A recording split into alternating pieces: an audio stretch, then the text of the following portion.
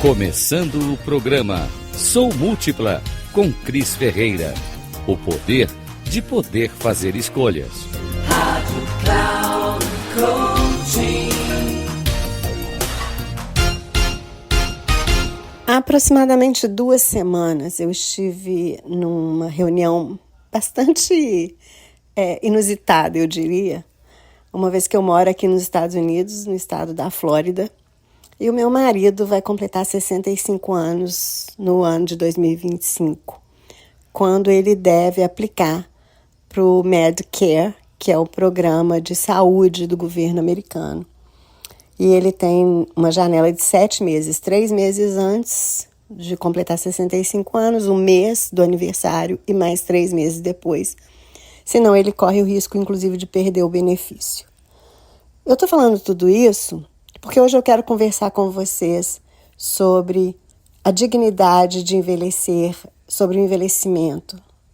E, obviamente, que eu estou falando de um lugar de bastante privilégio. Eu sou uma mulher branca, sou imigrante, residente nos Estados Unidos, e o meu marido é um cidadão americano. Esse lugar é de tanto privilégio que aqui nos Estados Unidos a saúde, infelizmente, o maior país, o país mais rico do planeta, não tem um sistema como o SUS, em que as pessoas podem ter acesso à saúde gratuitamente, a medicamentos gratuitamente. E quando isso é possível, é bastante burocrático, complicado e para muito poucas pessoas, que tem que provar mesmo um estado de miséria, de muita pobreza. E a saúde aqui é muito cara. Para você ter uma ideia, mensalmente para o meu marido e para minha saúde, nós pagamos um plano que em torno aí de $2.500 para os dois, o que é muito dinheiro, mesmo para os padrões americanos. Então, manter, um padrão de vida é muito alto. E por que isso tudo mexe tanto comigo? Porque, como eu disse, vou repetir, eu entendo esse lugar de privilégio que de todo o coração eu desejaria que não houvesse, que as pessoas todas pudessem ter acesso a serviços tão essenciais como saúde, educação, moradia. Mas hoje eu quero falar com você sobre velhice e sobre o que, na verdade, significa envelhecer em países capitalistas, em que o trabalho é muito valorizado, a produtividade é valorizada, e a gente, com a velhice, com o tempo, a gente, por óbvias razões, a gente vai ficando menos produtivo. A velhice, ela passa a ser, na grande maioria dos casos, uma fase muito vulnerável. E as experiências, elas vão depender muito de uma coisa: a sua classe social. O lugar em que você está nessa escada, nessa pirâmide social. Então, como eu disse, a gente sabe que as pessoas que têm mais condições financeiras, elas vão ter acesso à saúde de mais qualidade, a um plano de saúde privado. Elas vão ter mais recursos financeiros para ter uma vida mais confortável, Normalmente também são pessoas que têm uma rede de apoio mais forte, mais sólida, Seja empregados, familiares, enfim, um grupo que vai estar ao lado dessas pessoas.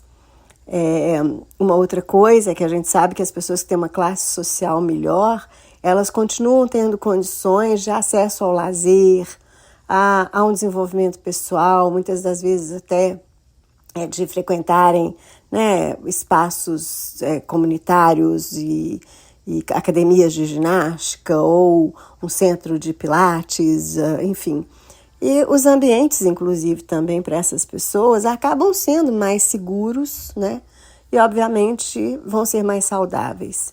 Então, a gente sabe que do outro lado existem, então, as pessoas que não têm isso, que têm uma série de limitações financeiras e que isso vai impactar diretamente nos cuidados da sua saúde. A falta também de acesso a serviços sociais, né? A questão do isolamento mesmo das pessoas mais velhas, que, como eu disse, vão perdendo, vão deixando de ser produtivas e vão deixando de ser, então, entre aspas, interessante para a sociedade, né?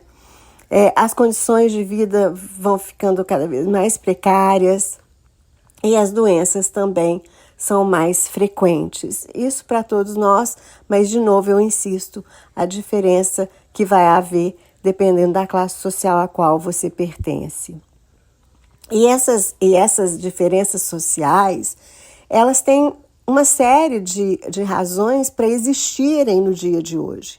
Então a gente não pode deixar de pensar no aspecto histórico, né, de trabalho, de renda, numa sociedade que ainda tinha escravidão, pessoas pretas escravizadas, até o século XIX.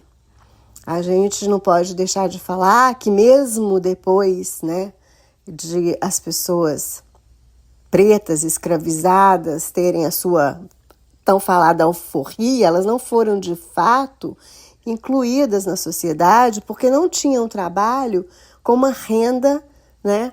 Não, muitas vezes elas continuavam trabalhando sem receber, e isso é muito recente. A gente sabe que, infelizmente, hoje, no século XXI, a gente vê casos, né, de situações ainda de escravidão mesmo, pessoas que trabalham em condições muito precárias e não têm, muitas vezes, uma renda. Então a gente precisa ter esse olhar pro aspecto histórico, né? E junto nessa esteira vem, então, claro, o acesso à educação, porque a gente sabe também que é através da educação que as pessoas vão conseguindo ter uma melhor ascensão social, vão conseguir ter trabalhos que pagam melhor, vão ter capacidade de participar de mais treinamentos, de, né, condições que vão dar a elas possibilidades de trabalho durante a vida, né, durante as idades ativas, para que elas tenham uma velhice mais digna. A rede de apoio familiar e social, ela é extremamente importante, e a gente sabe que no Brasil, nas comunidades, existem sim grupos de apoio, e que esses grupos precisam cada vez mais de mais apoio, inclusive do poder público e de empresas, né, e pessoas físicas, enfim. As políticas públicas, elas são extremamente importantes. Por que eu estava falando da realidade nos Estados Unidos e no Brasil? Porque a gente está falando dos Estados Unidos, que é o país mais rico do planeta, né, com um PIB de trilhões de dólares, e que quando a gente olha aqui dentro, as condições de saúde ainda são, como eu disse, muito caras e não fácil acesso. E o quanto é importante políticas públicas que abracem mais todas as pessoas, né? E que tenham esses benefícios sociais, porque é como se a gente pegasse um bolo e pudesse fatiar para que todos pudessem comer um pedacinho dessa fatia desse bolo. E isso sem falar também na desigualdade, na discriminação, né, no racismo, em tudo que vai ao longo da vida das pessoas, fazendo com que a velhice fique cada vez mais difícil. E aí o que a gente pode fazer para reduzir essas desigualdades, né? O que é fundamental? É fundamental a participação política. É fundamental a participação do Estado. Então, essa história de Estado mínimo, ela não serve, né? Porque a gente sabe que quando vem uma pandemia, como veio a Covid, o Estado que não oferece condições e uma estrutura de saúde para a população, e não só de saúde, né, de educação, de lazer, de moradia, isso acaba virando um problema social gravíssimo, seríssimo, e que vai atingir toda a sociedade, né?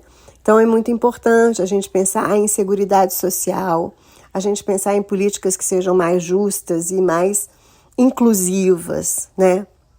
Ampliar o acesso ao cuidado com a saúde, com a educação, fortalecer essas redes de apoio comunitário, como eu disse que no Brasil já existe, e que é tão importante esse apoio, né, do poder público, da iniciativa privada, dos cidadãos.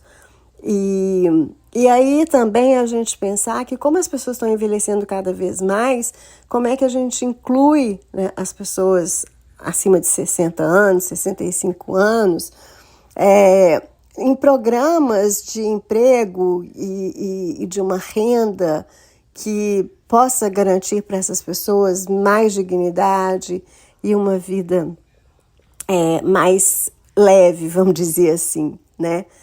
E com isso a gente precisa também combater todos os tipos de discriminação que vão chegar na discriminação à pessoa idosa, né? No que a gente chama hoje de etarismo, de idadismo, enfim. É importante a gente quebrar esses estereótipos, a gente combater esses estereótipos e entender a importância de todas as faixas etárias na sociedade. É essencial a gente reconhecer e abordar essas questões para garantir uma velhice digna e saudável para todos, porque um dia, esse é o meu desejo, que você também um dia envelheça. Porque, né, só não envelhece, esse é um grande jargão, mas é verdade, só não envelhece quem morre. Então, vamos pensar nisso, vamos pensar o que a gente pode fazer também para contribuir para que essas políticas públicas sejam implementadas, para que as pensões e aposentadorias garantam uma renda mínima para todas as pessoas, né? Para que a gente tenha, inclusive, uma questão importante, a tecnologia, né?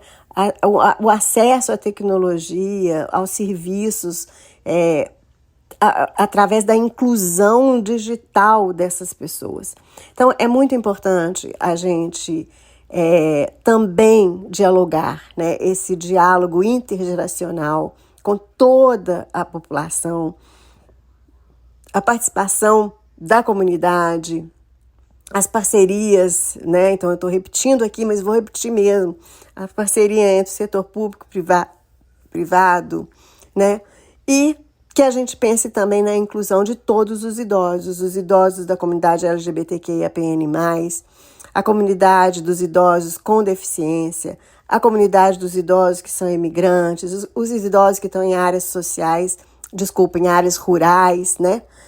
Que não estão nas áreas urbanas, os que estão nas áreas urbanas com todas as suas dificuldades. Então, esse é um tema que a gente pode explorar muito mais, e eu acredito que aqui é só o começo, né, de uma reflexão para que a gente pense, né, na velhice das pessoas, no Brasil especialmente, e qual é o nosso papel na construção de uma vida mais digna para todos. Eu sou Cris Ferreira, me siga nas redes sociais, sempre com @soukrisferreira. Se você gostou desse conteúdo, dá aqui o seu like, marca as estrelinhas e a gente se fala, sempre também trazendo um pouco mais de reflexão sobre esse e outros temas.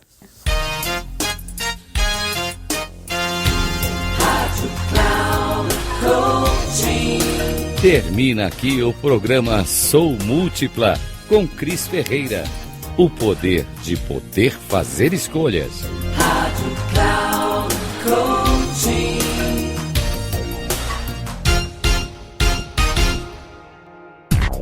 Ouça Sou Múltipla com Cris Ferreira.